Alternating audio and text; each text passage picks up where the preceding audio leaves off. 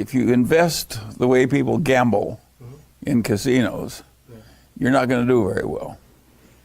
So it's the long-term investment that works best. But if you like the action of investing, sometimes winning, sometimes losing, just like people like the action when they gamble in a casino, those people are not my people. I like the long-term investors who figure out something that's going to work over the long term and buy that. And the sooner the Chinese people gamble less and invest patiently for the long term more, the sooner they will do better.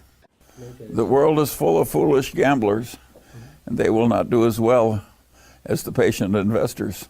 Well, I think it can be learned to some extent, and to some extent you're born with it. There's a saying in America they call a long attention span. They can keep their mind on a game or an activity for a long time until they've solved it. And the Chinese do have a long attention span.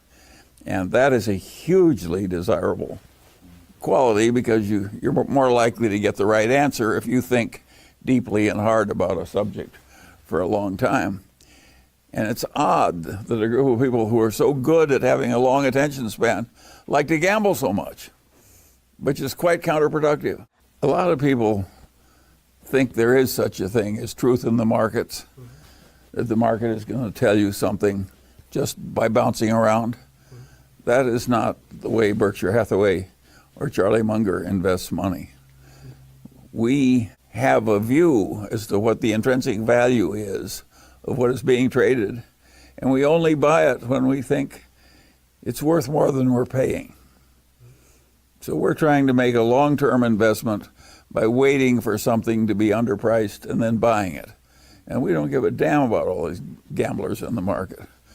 To me, they're just so much froth. And it's a foolish way to spend your time if you want to get rich. Well, the Chinese market is going to create a lot of successful investors. If you look at Hong Kong, which has been full of Chinese people enmeshed in a capitalist order with a good securities market, that is going to spread all over China and increase in respectability and size for decades ahead. I anticipate that China's security markets and investing practices will get better and better for a long, long time. There'll be fluctuations, to be sure, but the long-term trend will be toward more achievement, more respectability, and higher prices. The Chinese who've gotten rich in Hong Kong over the last 50 years are not the short-term traders and the gamblers. It has been the long-term investors who sought out good long-term investments and stubbornly held them for long periods of time. And just as that worked for the Chinese in Hong Kong, it'll work for the Chinese on the mainland. It's not the short-term gambling that's good. It's the identifying the good long-term investment and sticking with it for a long time. My Berkshire Hathaway stock cost me $16 a share, and it's now selling for almost $300,000 a share. That's been a very good investment. It took a long time, and it was a long-term investment where I liked the people I was investing with, and I liked the companies I was investing in, and I just sat there for more than 50 years. And lo and behold, it's worked out very well. And there are lots of stories like that. Li Lu and I have been investing together in China for, 13 years or so? Yeah, 15 years. 15 years.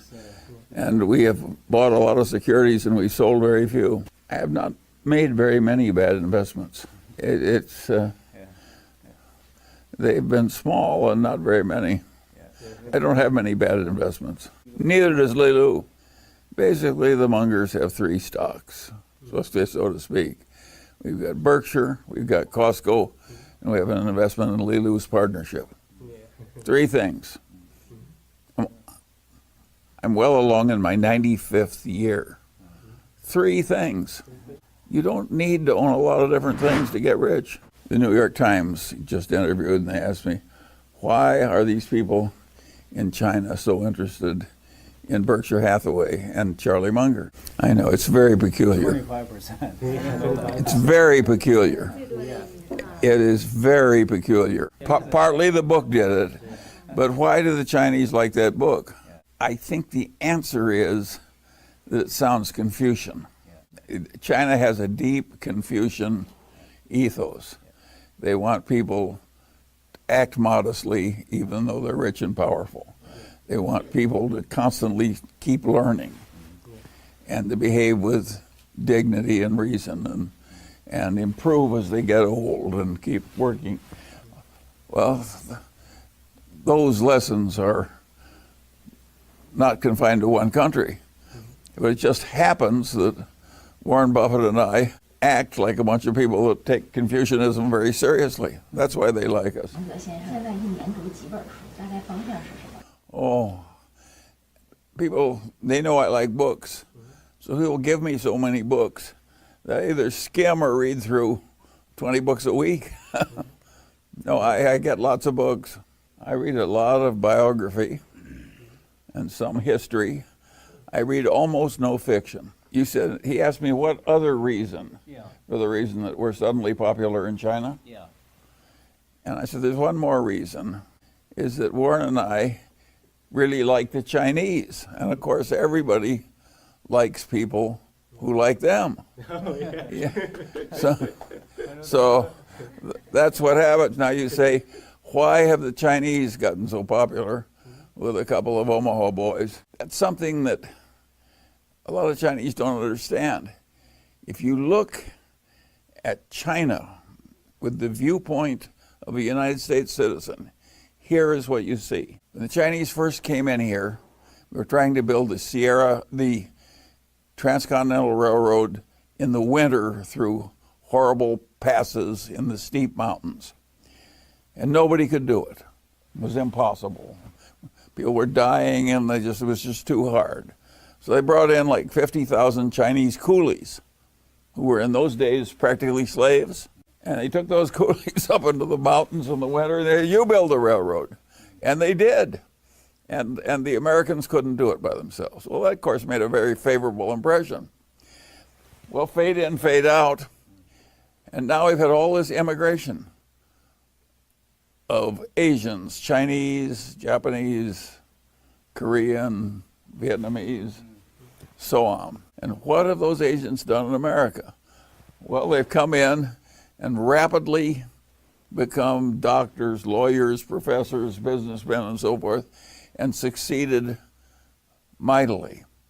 And if we go to our symphony orchestra, which didn't used to have any Chinese in it, every instrument that's hard to play and takes unlimited practice, you look up from the instrument, there's a Chinese face.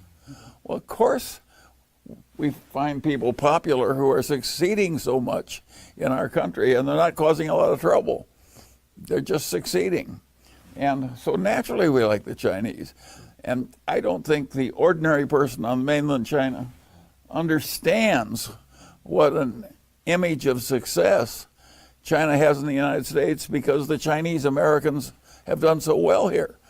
And the most extreme thing of all that nobody could have anticipated, nobody ever talks about it, and you should talk about it in your magazine, is because there was so much poverty in China and it was so overpopulated. If an American couple were unable to have children of their own, they could always go to China and adopt a Chinese girl from a very poor family. So in every important city of America, people soon learned they got better babies, taking the unwanted Chinese girls from the remote Chinese farms. That those babies, on average, worked out better than if they had their own children.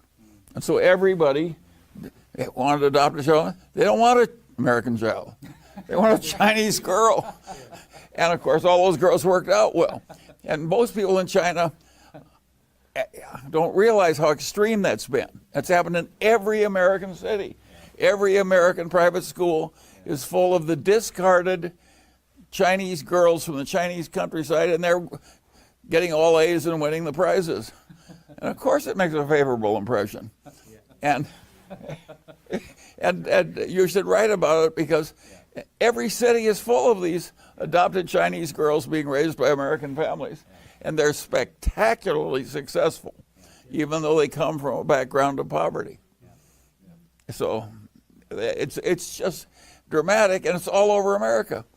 You go to northern Minnesota, there are these Chinese girls, and they're playing the difficult instruments in the orchestra.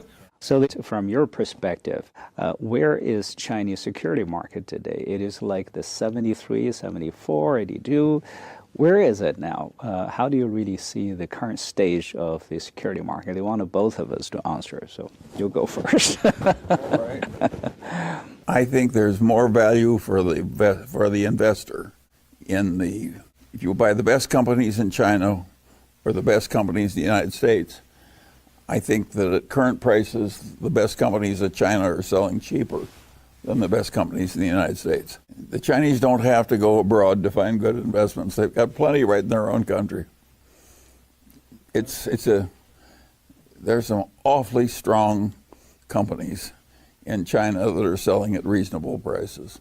China is opening up more and more to foreign investors, and its markets are getting stronger and stronger with more participation from the world outside of China. That's all to the good. And eventually it'll drive some prices up in China. I would argue that rationality, which is seeing the world the way it is instead of the way you hope it is, I'd say that's the most important. If you don't see the world the way it is, it's like judging something through a distorted lens.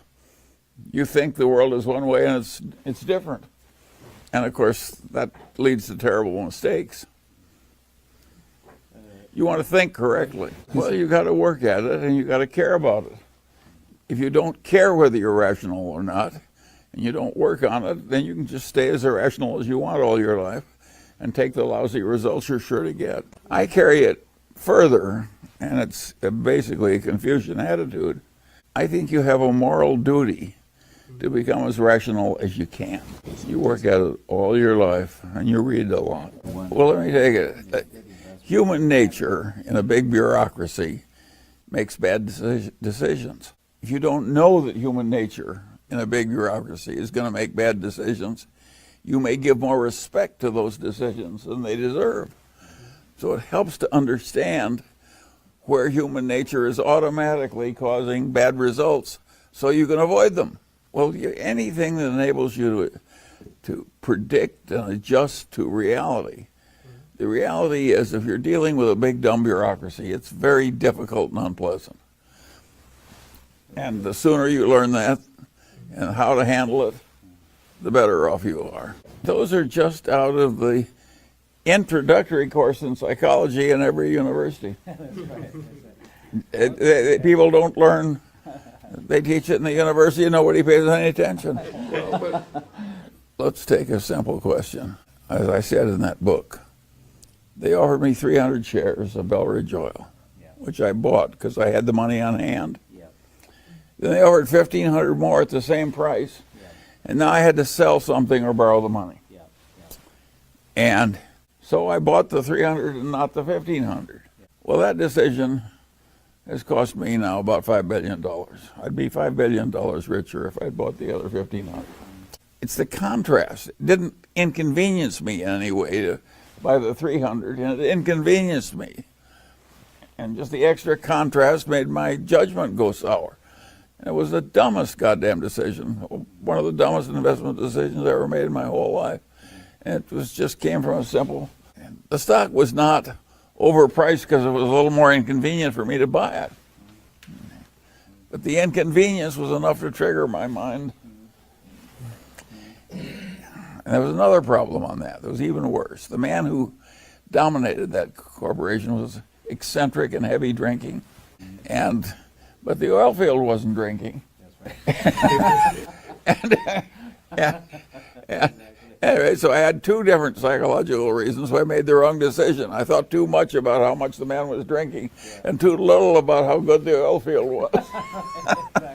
And then I thought too much about my own inconvenience and too little about the basic situation. So I screwed up fairly well. But that should encourage you people. You can blow one of the major opportunities of your life and still muddle through all right. Think of the people who have an utterly miserable first marriage and a wonderful second marriage. Just all kinds of things get fixed. If you keep making something more and more valuable, some wise person is going to notice it and start buying it. And so it's quite natural for things to be regarded as more valuable when they become more valuable. And, if you want to buy a brand new automobile, say a Chevy, it costs X, and if you buy one 10 years old, it costs maybe a third of X. Everybody knows that the new Chevy is worth more than the one that's 10 years old. So people will recognize value in time. Crazy stock traders may do crazy things on the short-term basis, but over time, value will tend to win. Suppose we'd done nothing at Berkshire but pile up money from investing in stocks. And pretty soon, let's assume we started with 100,000, and pretty soon we had 10 million. People would notice that we had 10 million and the stock was worth more. It's natural for stocks to eventually go to value. But Ben Graham says in the short term, it's a gambling machine, the stock market. But in the long term, it's a weighing machine. In the long term, the market will figure out what's really worth it. Well, the beauty of it is that it keeps working when you're not. A great company will eventually earn more and more and more while you're just sitting doing nothing. And a mediocre company won't do that. So you're harnessing a long-range force that will help you. It's just very important. These mediocre companies they by and large are going to cause a lot of agony and very modest profits. If you do find it goes up a little, you have to sell it, you have to find another. It's a lot of work.